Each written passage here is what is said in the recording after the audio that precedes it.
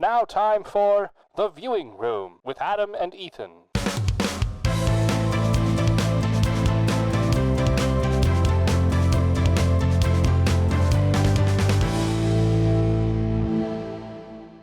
Welcome to The Viewing Room, where we talk about films new and old, local and global. Today, we're talking about Black Bag, which released March 14th, 2025, with a budget of $60 million US.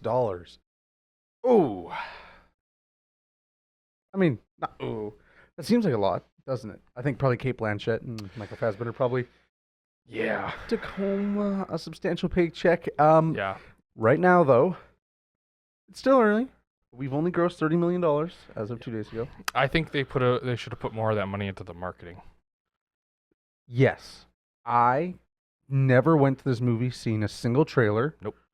Or an ad on Instagram. Nope. Or anything The like only that. reason I was aware of it is because I was going to a movie with one of my other friends, and I looked up what was playing at the Cineplex, and I'm like, nope, don't want to see that. Nope, that looks like shit. Nope, don't want to see that. Nope, nope, nope.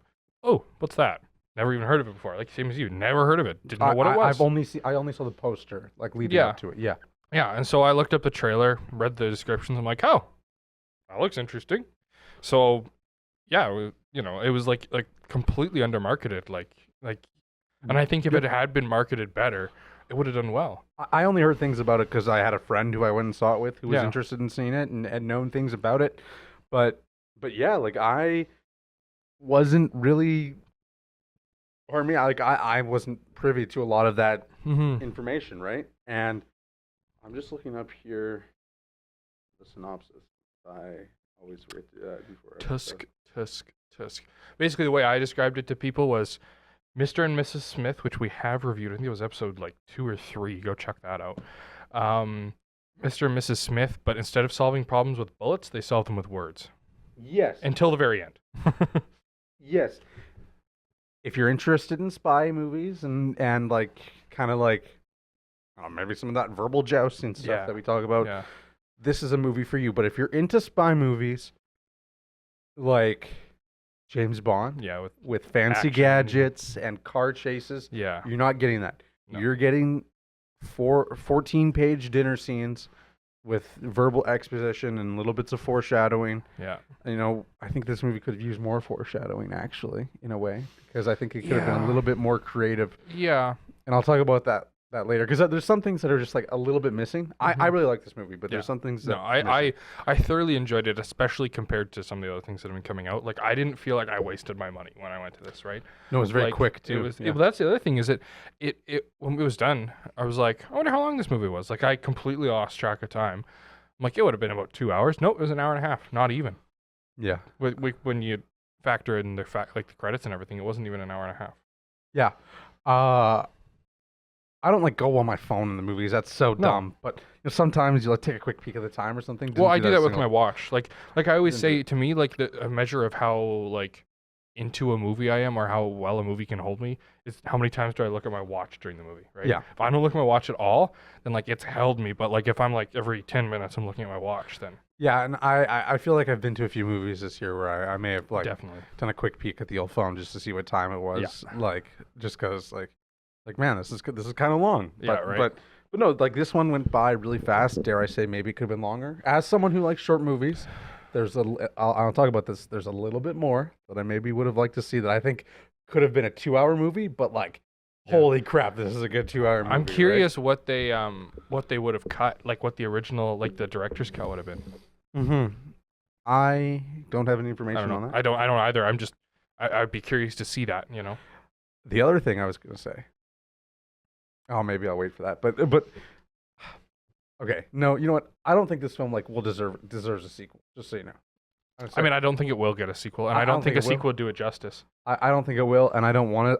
I liked the characters a lot, and technically would have wanted to see more from them, but I wouldn't take that in the form of a sequel. No, the only reason it would get a sequel is if this made a shit ton of money and they wanted to do it again. No, and I don't think a sequel would naturally flow. They didn't set it up for a sequel. I think it's just a good standalone movie. Right. Cast: Cate Blanchett, Fassbender.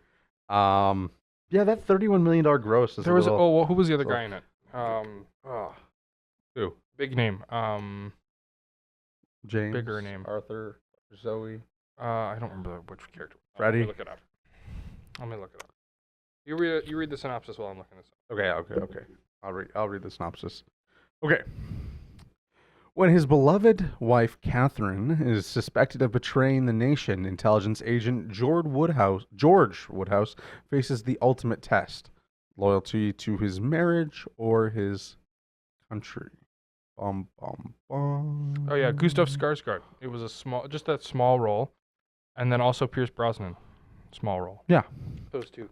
Directed by Steven Soderbergh. Why did I say that so weird?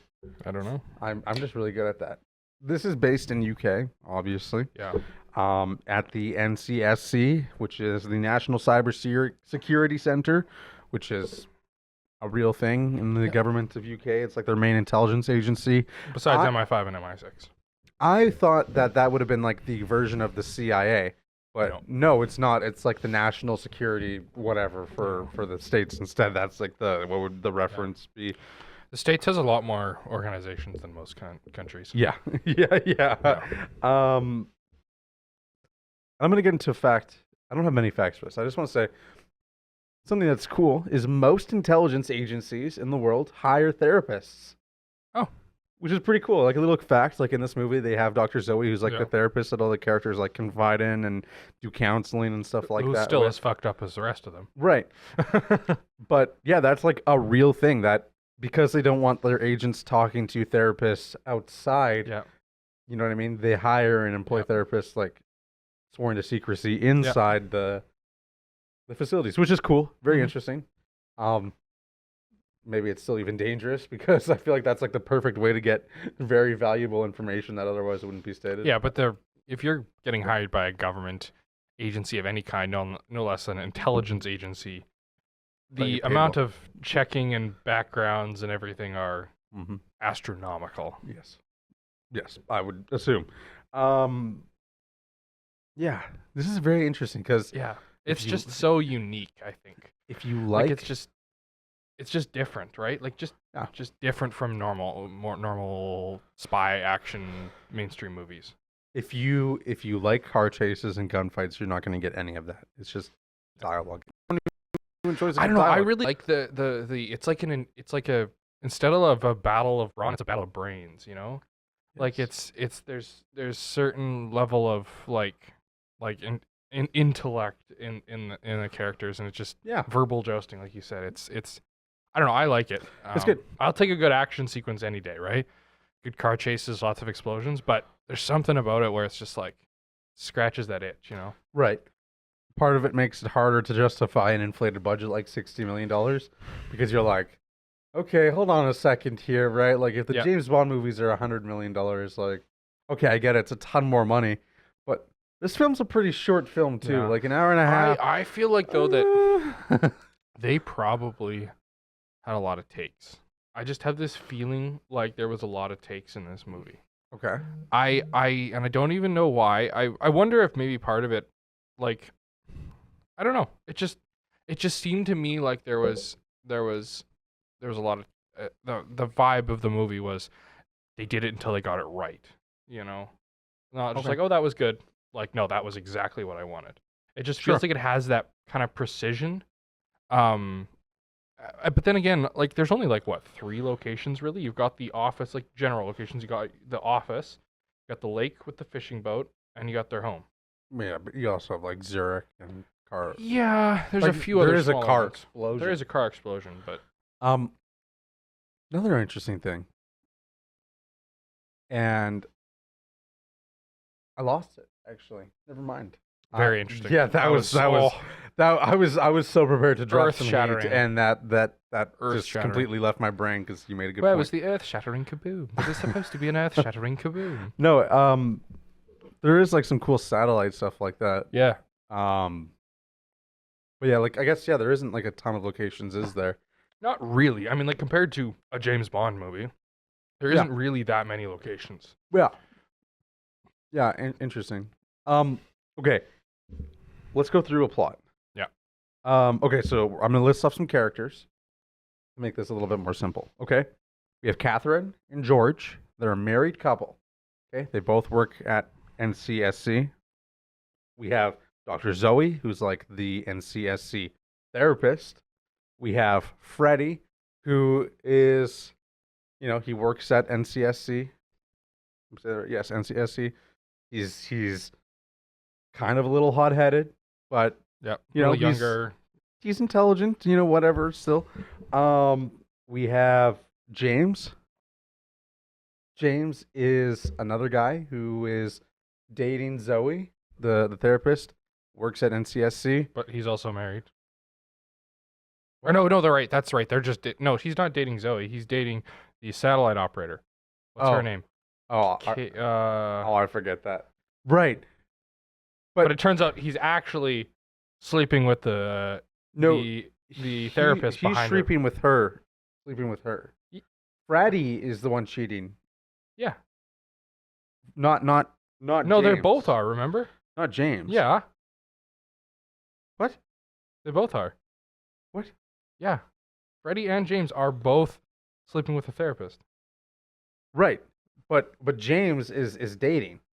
James and the therapist are actually dating. Right. Freddie is the one cheating. Right. Yes, by going to the hotel room is what I'm trying to say. Yes, right. That's right. Yes. Yeah. And is it Marissa?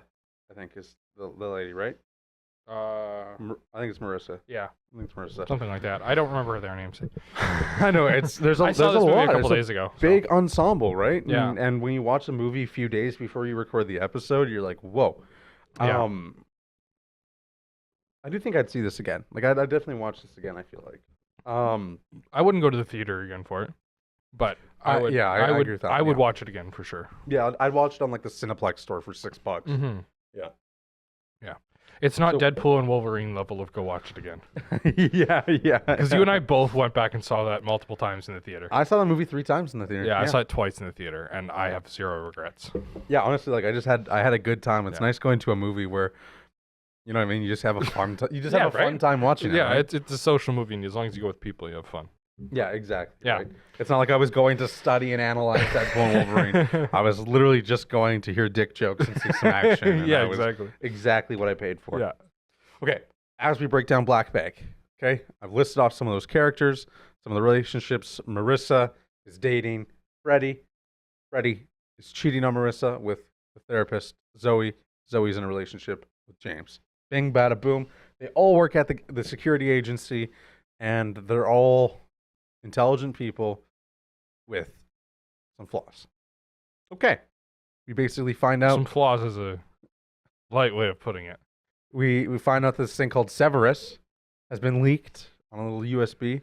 Basically, what Severus can do is like a little bug that like gets into nuclear reactors and can kind of cause them to like implode or melt down, basically causing... I actually watched a really cool documentary on nuclear reactors and what happens when they melt down. Mm-hmm. Very interesting stuff. Anyway. I feel like that was a threat. Like you just got put on a list somewhere. No. It's just the science behind how they melt down, not like here's how to go melt down. Where's our nuclear plant? Do we have a nuclear plant in Saskatchewan? We don't. They want to put the small modular reactors, the SMRs. I don't know if we have any in Canada right now. I would be really interested in going to see like something like that. Yeah, I would too. I thought it'd be awesome. Go to see where Homer Simpson works. That would be funny. Not specifically the one where Homer Simpson works, though, because I don't trust anybody involved with that nuclear plant. Yeah. So we find out Severus has been leaked. Yeah. And some bad guys are going to use it. They created Severus as like a way to like mess with other countries, like. Oh, if we melt down their reactors, it'll cause our political thing to be like really scary, and it might help shift the turn of war or something like against Russia. Well, also, wasn't it just like as an experiment, like because I think he was like if they how does he say it? He's like if we can do it to them, then they can do it to us, and so we created it as an experiment. Yeah. It was never supposed to leave the building or something. I don't remember exactly. That's 100% correct. But anyways, someone from the NCSC leaks it and tries to like sell it basically, and those are rations. And yeah, like it would cause a lot of deaths. Yeah. And they say thousands. Now, maybe that's true, but I feel like it would be more than that. No. Would it be more than that? It really depends on how well the meltdown is contained. How many people died at Chernobyl? Well, but see, it's hard to tell because in the immediate explosion, I don't think there was very many. But it's all the fallout, right? Yeah. It's the waste that gets settled over a huge area, and then the cleanup crews and everything. Exposure. And then it's also right, yeah. And it's like, okay, so maybe you got exposed, but you don't die or have any symptoms, but maybe you died 20 years earlier from cancer than you might have otherwise, right? And so it's so hard to quantify. Right. It's so hard to quantify how many people actually died. But I mean, like an actual meltdown itself, if contained properly, wouldn't really have that much of an effect, I think. I could be wrong, but yeah, for me, I don't really know much about that. Yeah. I mean, again, you probably know more than I do, but I'm just someone who's scared of that stuff. Because I mean, you've got places like 3 Mile Island and stuff, like famous ones, where is that off where they put the nukes in the water? No. 3 Mile Island was a nuclear reactor in Pennsylvania, I think. It was somewhere in the States. The famous islands of. I don't remember. Anyway, it was there. One of the reactors had an issue or something, and it was the big controversy around that one was the government kind of not exactly covering it up, but not telling people how serious it actually was. And they ended up venting a bunch of nuclear steam into the area. And so that was the big thing. But if they hadn't vented all that steam, then it would have been contained. So I don't know. It's, yeah. I know nothing. Yeah, I don't remember exactly. Again, does Pennsylvania have islands?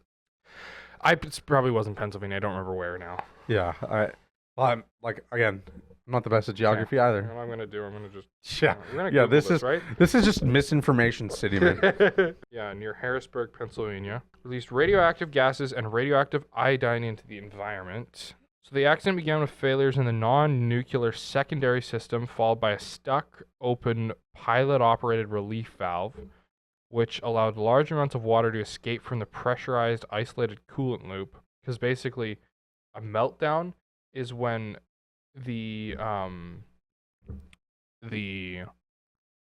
so you've got all your cores, your nuclear reactor cores, and they're hot, creating steam, which turns a turbine, which is what creates the actual power. And so if they lose, they're water cooled, and if they lose cooling, then they overheat and melt, the actual. It was unstable. Yeah, it becomes unstable and it melts. That's why it's called a meltdown.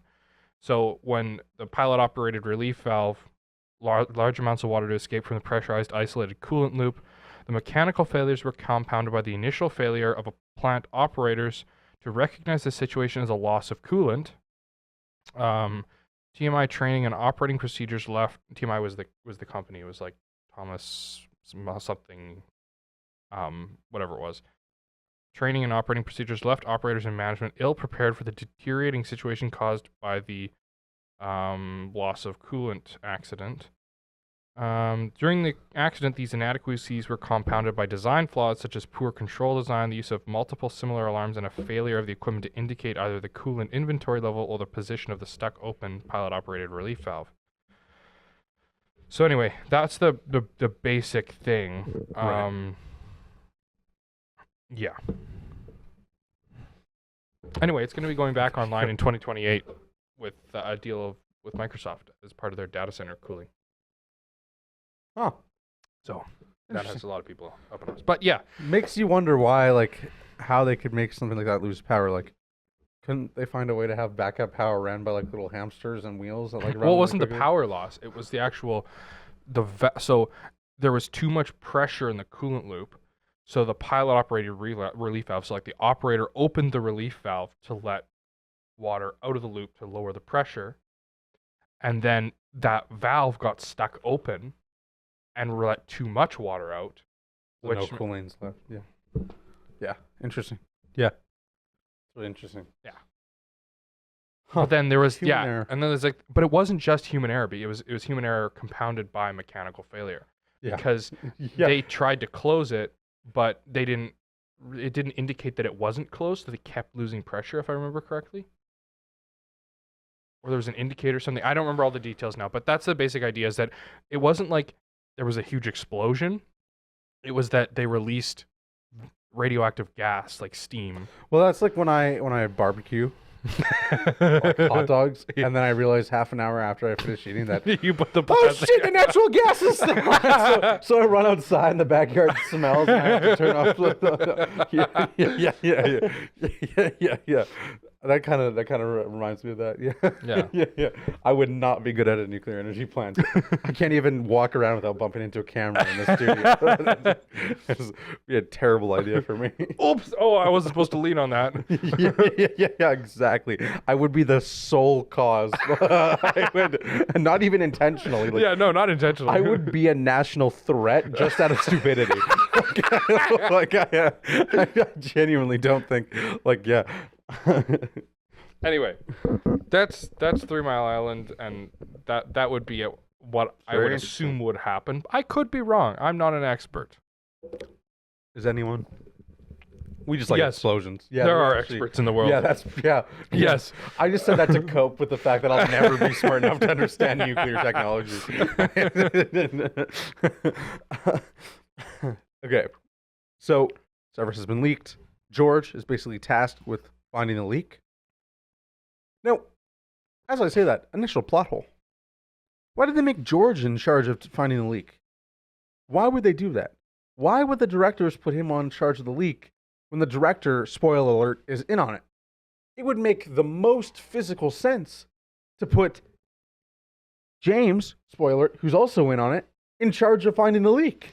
True. But we don't really know what his position is. Maybe that's not something that would be under his kind of scope of his position, right? Like, we don't really know what he actually does. The manager, director, he would just be like Arthur, he would just be like, I'm assigning this to James. Yeah, but if James's job is, a policy writer, not saying that's what it was, but I'm saying then having him assigned to find a leak would be really fishy, right? That's my point, is that yeah, but my job is to edit shorts, and if Gary told me to wash Maggie's behind, I'd probably just do it anyways, you know what I mean? That's a terrible example, and I don't know. I was just saying things. I can tell. Yeah. Anyways, it's leaked. That's just something I was thinking of. Obviously, we know George is the best at what he does, not to mess with George, which multiple times characters say don't mess with George because he's so great, and then everyone in this movie decides to mess with George. Yeah. Very interesting. Everyone knows not to mess with George, but then continues to do so for an hour and a half, which is kind of funny. Basically, George is trying to find this leak.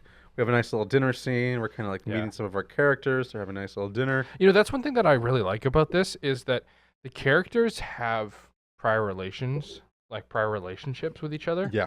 And so when we're dropped into that dinner scene, it's like we're dropped into, a family gathering of someone that you just met. You know what I mean? Yeah. And it feels more realistic. It doesn't feel like they're trying to explain a bunch of backstory and stuff. And it just feels like you're just a fly on the wall, right? It feels like coworkers too. And it just feels like you're in the scene, but you're not it's not it feels like it's not a story. And I know that sounds like a weird thing to say, but it just feels like I said, you're just a fly on the wall, and I don't know, it just has more realistic feel and a little more intense kind of. Speaking of fly on the wall, they do these shots. Oh yes. And I wasn't a huge fan of them. I appreciate when you try to do something a little quirky and cool and different. Yeah. There's two things that I don't really like about this scene. Otherwise, I think it's great. They do these weird above angle shots from either side of the table, and they have 4 weird angles that they keep cutting to. And in one of them, it's everyone on one side. The other one, it's everyone on the other side. And then in another one, it's half of someone and 2 people. And then they do that again from the other side. I don't know. I wasn't a huge fan of it. I get it using that as an establishing shot like to set the scene. Mm-hmm. But like for some reason, I just wasn't a huge but fan I think of like part of that also plays into the overall shooting of this. Like that, the whole opening is shot in wide angles and everything. Might say I also should add the oneer at the beginning. Very very simple, basic oneer, but it works. Yeah, I liked it. I thought it was good and it was a solid opening. But yeah, like all the shots in this movie, as in general, start wide and by the end of the movie are getting tighter. Yeah. Like, look at the difference in the shots between the first dinner scene and the second dinner scene.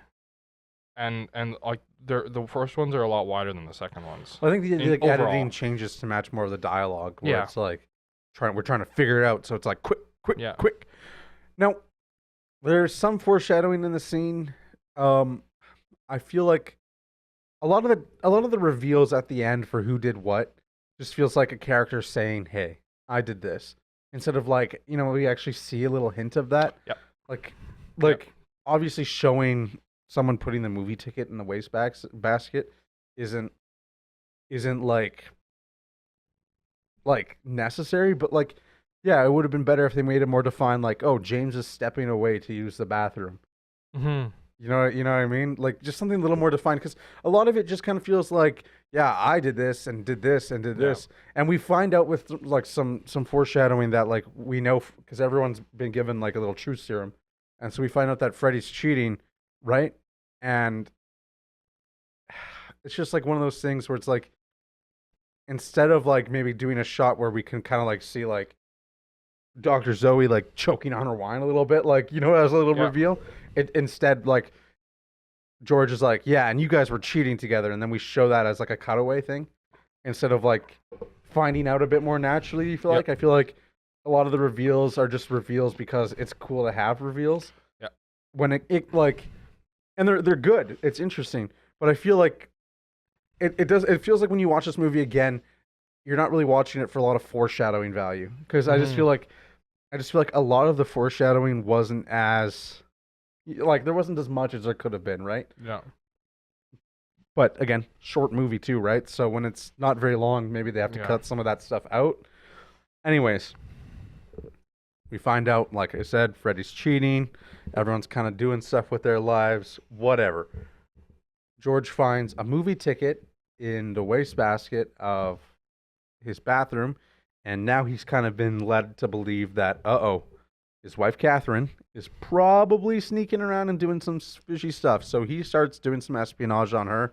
He kind of like figures out she's going to be leaving the country on Wednesday. They go and see this movie together on Tuesday, so he can kind of see if she's seen this movie before. Yeah, he's testing to see if she's actually seen that movie before it was planted. Yeah. And so he's kind of determined that, maybe she hasn't seen this movie, and this wasn't her ticket, right? And I thought that was actually really clever. Yeah. Like as a tactic. Yeah, and then he basically goes to snoop on her computer and find out that she's been lying to him, and she's not like leaving the country to go to wherever she said. She's actually going to Zurich, and No, she said she was going to Zurich. She just couldn't tell him why. No, I think it was somewhere else. I'm pretty sure. Right? It was somewhere else. No, she just said she. Yeah, I don't remember. I'm pretty sure she was going somewhere. Yes, he does find out that she's going to Zurich in her calendar. Yeah, and so he kind of like it's Marissa, I believe. He goes to her, and basically like the satellites have dead zones where like when one operator takes over, there's a couple minutes where the satellite goes offline. So he kind of hacks into it at that point, kind of thing. Yeah. With the help of Marissa, and basically finds out that she's, I guess, she's buying or she's selling? She is, so he thinks she's selling Severus. Right, because is the scene with James after that or before? Of which? On the fishing boat, when, like, after he goes fishing. Yeah. And he comes back and James is like, well, I thought we should keep this off the books, but we detected this old identity crossing the border. Is that after? I think it's I want to say it's after. Yeah. Because I think he also mentions that the satellite picked something up. Right. I think something like that. So basically it looks like that Catherine is trying to sell Severus for a bunch of money to the Russian general. Uh-oh. Spaghetti-o. Not good. Yeah. Right? And so, oh no, George is like, oh, my wife is part of this. This is interesting. Whatever. So he goes fishing, I guess, to clear his head, think of some stuff. James meets up with him, basically tells him that his wife is in on it, and it's pretty obvious just to let him know, and that $7 million. Yeah. And another thing is the kind of director at the satellite station kind of saw that the satellite was hacked because of a visual glitch, so they kind of know something was up. And now the director knows about it. So the director kind of like pulls everyone into a meeting. He's like, hey, I know someone's been snooping on the satellite and stuff like that. And someone in this room is kind of like a leak. Very interesting that he's like, he knows someone in the room is a leak, which he 100% does know who the leak is because he's one of them. There's two of them. Yeah, but from his perspective, he's going to try and pin it on someone else, right? So, well, him and James are in cahoots. Yeah. Arthur and James are in cahoots. Anyways, we find out from George. He goes fishing with James, and he's trying to figure out like, maybe James is in on this. Has like something to do with it. He brings a gun. Yeah, he's ready to use the gun. He might put him in a black bag. Wink, wink. Yeah. We go fishing together, and he kind of has him hook, line, and sinker, pun intended, because he's starting to realize that like, hold on, maybe James is a little bit fishy in all this, right? Like, and then James, right after that, James, or is it during that James' story changes, and he says, "Oh, actually, this identity was used dozens and dozens of times, and we have no idea of knowing who exactly it was." And yeah, because he says basically like the secret identity his wife was using was like a very was an old Russian one that was only used like once, and then basically he's like, yeah, never mind, this is actually a very common identity. Like, oh, anyways, George has kind of realized that he has James, so instead of killing him, I guess he's gonna make sure one like final test, do his due diligence. Well, the other thing, and make a little bit of a scene. And I bet you at this point, I don't know, they never showed this, so we don't know when he did it. But, in that first meeting at the lake where he's like, and did you get the security footage from bank in Myanmar to see from when it was open to see who it was? And he's like, no, they're not cooperating country or whatever. And then at the very final scene, he's like, and here's the security image from Myanmar, which is indeed a cooperating country. And we never see when he actually goes and gets those, but like, I wonder if that was before this fishing meeting or after. You know what I mean? Yeah, because that's really damning evidence too. That's a very interesting point. And I think here's the thing: he could kill James there and whatever, and it's all fun, but all these other people he's kind of realizing are also lying to him. So I think he also wants to reestablish why you don't mess with George. But again, everyone already knows not to mess with George, but they do anyways.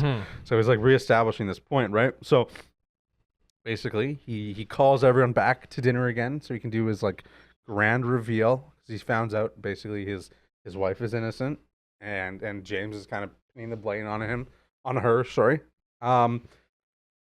So, I mean, there's other stuff that I'm kind of glazing through, like relationship stuff between Freddie and Marissa, but it doesn't super matter. I guess I should say there's a lie detector scene. Freddie and Zoe. Or Freddie and Zoe and Freddie and Marissa. Yes. And James and Zoe. There's like some shrink scenes and stuff like that. We learn that Zoe's a little interesting, and basically James and Zoe break up. Zoe's harboring a secret that James has because he knows more about Severus than he's letting everyone else believe. But he's kind of told Zoe some of this stuff, and Zoe's sworn to secrecy. Anyways, we have a lie detector scene, which is pretty cool, like an awesome sequence where this is where the most technology comes in, because they have like a fingerprint scanner and stuff like that. Yeah.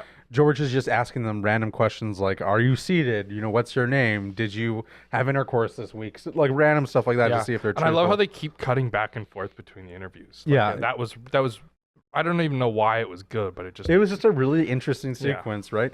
Again, like not like crazy amounts of exposition, but just like really interesting to see some of the characters' reactions and stuff like that. And of course, Marissa's read, and he knows exactly which book it is. Paul polygraph, the polygraph, like, whatever one, how to detection, pull the polygraph, yeah. From cover to cover, and so he's like, unclench your anus or rectum or whatever it is, which is kind of funny. Marissa, are you clenching your rectum? Yeah, right. And it's just like, what? And he's just so like, and Fassbender plays this so well, where it's just like he's deadpan for literally the entire movie. Yeah. Like the entire movie, he doesn't show hardly any emotion. Even with his wife, he hardly shows emotion. Yeah, just very calculated. Yeah, and I don't know. It really comes through in some of those scenes where like you're just. It's so funny because he's just asking these questions that in any other movie would be considered a joke, but in this it's perfectly serious, and yet we're still laughing at it. That's just... yeah. So after the lie detector test, he kind of knows what he needs to know, really, based on kind of his personal whatever. So he calls everyone into the room, and he has a gun on the table, a loaded gun on the table, and he's like, "Listen. We're going to play a game." Yeah, we're going to play a game. And the game is called, they don't say, but the game is called Whoever Grabs the Gun First, basically. And so George starts laying out, like, the things he's found out. Basically, he knows Marissa's been lying to him based on, whatever evidence he has.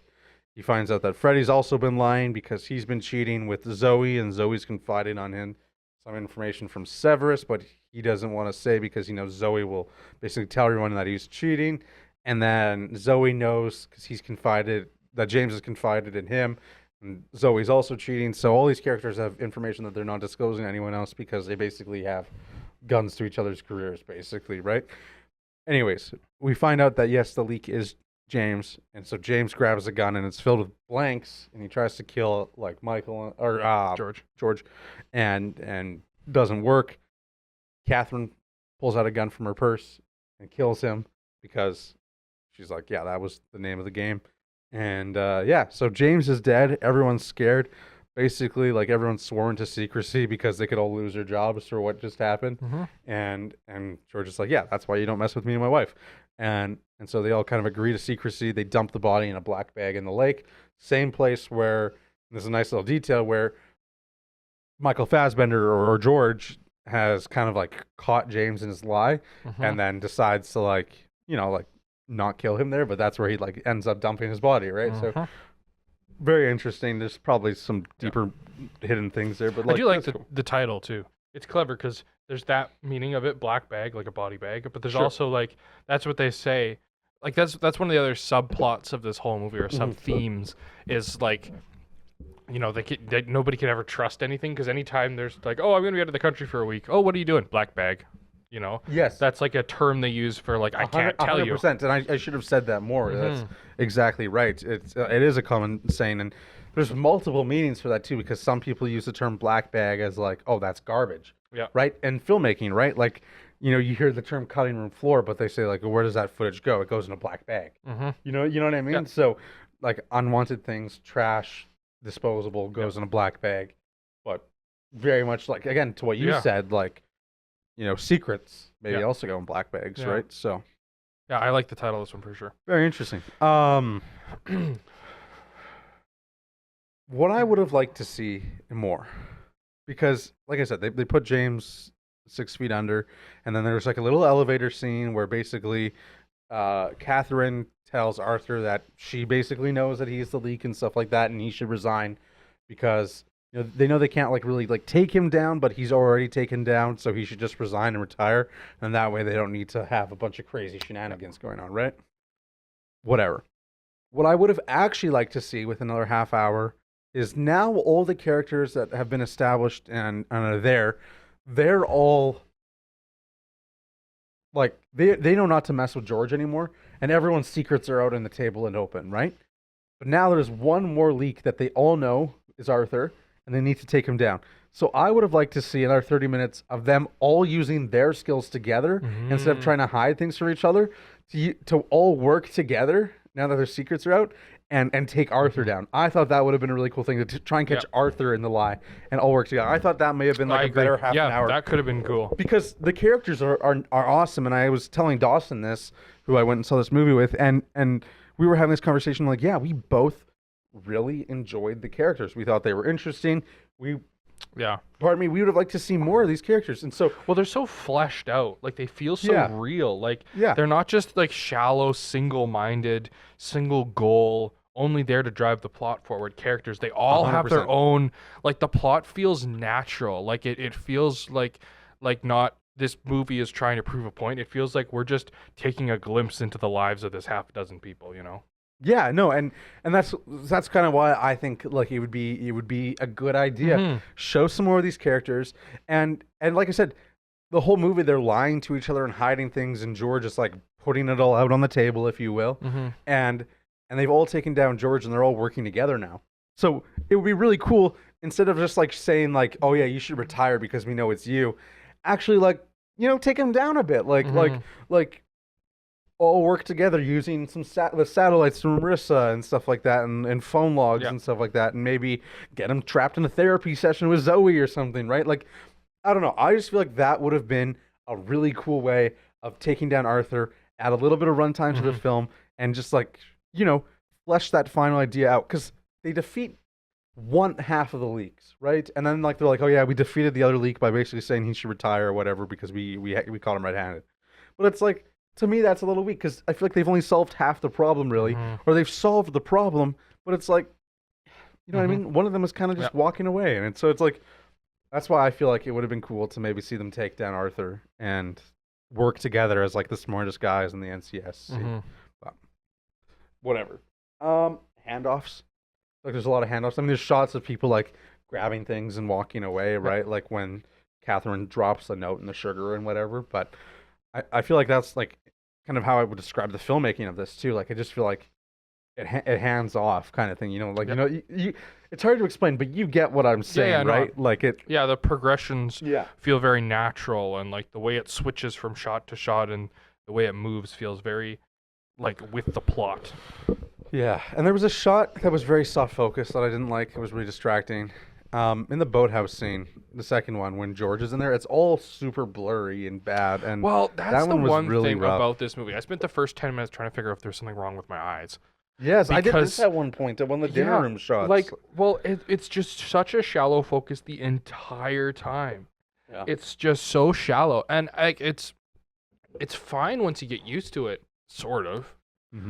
I would have liked to have seen a little bit deeper, because as it was, like, there was times where like their eyes were always in focus, but like maybe then his hand isn't, right? Like, it's like this one like tiny spot. like they shot it with like a really far away 85 millimeter. Yeah, exactly. And then like a 0.6 aperture or something. Like, it was so shallow that like it was just, I don't know, it was just weird. Yeah. And like, it was unique. It wasn't bad. Like, I got used to it by the end, but like I said, I spent the first 10 minutes trying to figure out if my eyes were going blurry. Like, in the dinner room scene, the lights on the table were so bright, and I was looking at the thing on IMDb, and they were trying to make it bright and interesting like that, but it was just way too bright. It was distracting. In the dinner, I almost felt like it was like kind of like moody almost. Like, yeah, it was.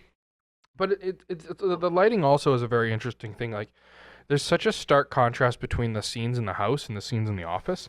Like, the scenes in the house are all kind of like yellow and a little more like dark, like not dark, but like a little yellower color, a little more homely almost, dramatic, and more like closed in. But then the scenes in the office are all like very open, lots of white light and windows. 5600 Kelvin, and feels almost cold. Exactly, but almost at the same time though, I kind of like that, because like at the office, they're trying to figure things out. They're all scheming around each other, but at the same time, they are also in the home. Like, to me, I would argue that they're scheming in the home, and in the office is actually a little less reserved because they're all on their own in the office. and so it would have been like, I could see it, whereas like the home is the safe place, so it's gonna feel more homely and cozy and whatnot.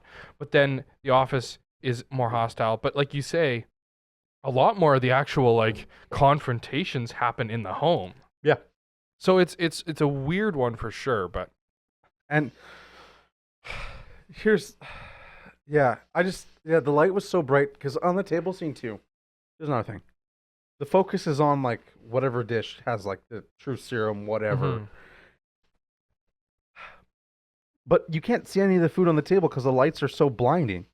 Yeah, we never actually saw the food that they put it in. Well, they did. I think they showed up. They did a little insert shot of the one bowl where it was like pretty much empty, and but I'm we assuming can't that see was who's the dish. eating it, right? Like, right. I don't think any of them actually took a bite the entire dinner scene. Well, that reminds me. There was one time, I saw a clip about it. Was it Chris Pratt? I think he was shooting a dinner, like a scene in for a movie, and they were supposed to be eating ribs, and he was eating like a half rack of ribs every take, and they just did some insane amount of takes, and he just kept eating ribs the entire time. He ended up eating a couple of racks of ribs or something like that. That's insane. It was. Good. I'll see if I can find the clip. I'll show you. Yeah, so that's the lighting and some things in the soft focus on the boat scene was kind of tough, but other than that, like, you know what I mean, it wasn't like anything crazy noticeable or not, right? I feel like there must have been a hidden cut in the water because they do like this, like the lens flash thing, and like you blink for a second. I feel like there's probably a hidden cut there. I was trying to watch for hidden cuts as well, but like I said, there's not a lot of.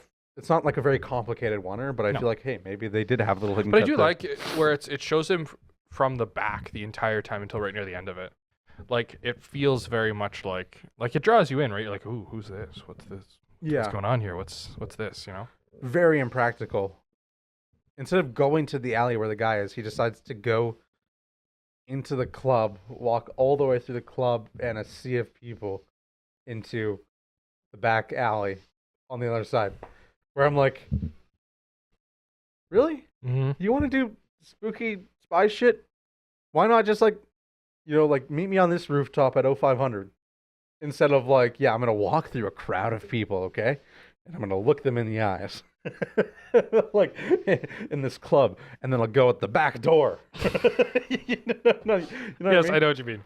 It's like interesting. I mean, it made for like a cool little shot and scene. Like, I'm not like complaining about that. It's just interesting to me. I thought the movie went by fast. Yeah. Let's see. No gadgets. It's kind of like what I was saying. There's no like fancy spy movie gadgets that you'd expect. There's some like fingerprint readers and whatnot, but like really, other than that, like in the lie detector, there's nothing. I really crazy. Liked that aspect of it. Actually, it felt a little more grounded. Grounded and realistic, and like it felt more like they rely less on the technology, right? Like it means that their actual intellect is more. That's a good way of putting it. You know what I mean? Like, I agree. Like, there's a scene in, I think we mentioned it last week, with Spider-Man: Homecoming. Without that suit, you're nothing. Yeah. Right? Like, it's the same thing. Like, you gotta, and this is a perfect example of that. Like, they don't need the technology. The only thing they really used, like you said, is the satellite and the polygraph. Like, right. Yeah. It is. I just think that's like a cool little way of being like, like, different from like what I would be like a James Bond movie or something like that, and I feel like it sets more of the tone, especially if we're not doing car chases and other things like that, right? Yeah. As you say, they do like launch like a drone at a car exploded, but it's not like crazy explosions in the middle of Amsterdam, right? Like it's like, and it's just on some random country road, and like of course they're going to use a targeted drone strike to take out a Russian mob or Russian whatever he is. Right. Yeah. That's pretty much what I have. Yeah. I actually made notes for this one because I knew we wouldn't be reviewing it right away. So like, I enjoyed this one. I'm not gonna lie. I thought this was a good, solid movie. Like I said, I really would have loved to see that ending where they like all team up and work together. Just because I feel like I know what you mean. I can see why they wouldn't.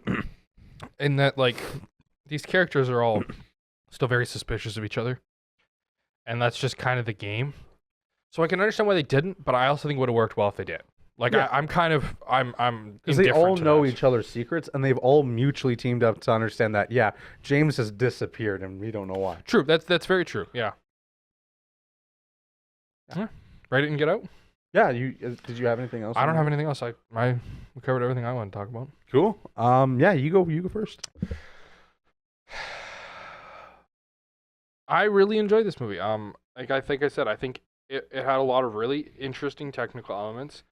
And even if they didn't really hit for me, like especially with, like you said, with the focus and the color stuff, I got used to it, and I will applaud them for doing something different and not just following the formula, right?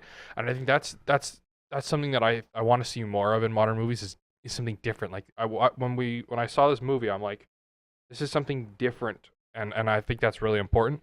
And I enjoyed it too. So I'm gonna give it. And also I think the writing was really well done, because it takes really good acting to do this sort of like an intellectual film, when it's not just all explosions and action sequences. Right. It takes really good acting, which is why they needed that cast. Like a spy movie that focuses on dialogue rather than shootouts. Yeah, exactly. Yeah. But then it also takes really good writing. If you have crappy writing, it doesn't matter how good the actors are, it's only going to get to a certain point, right? And so I'm gonna give this an 8.4. 8.4, yeah. Yeah, that's fair. I think I'm gonna give it an 8 out of 10. Yeah. I think it's a solid movie. I'd see it again, like at home. I don't think it's gonna win any Best Picture or anything like that, but I think it was just like a nice, solid movie that was pretty enjoyable. Yeah. Thank you guys for watching The Viewing Room. We appreciate all the support as of late. We do have an Instagram at @theviewingroom_ and a Patreon at Dufferin Ave Media. Thank you so much for watching. Have a great day.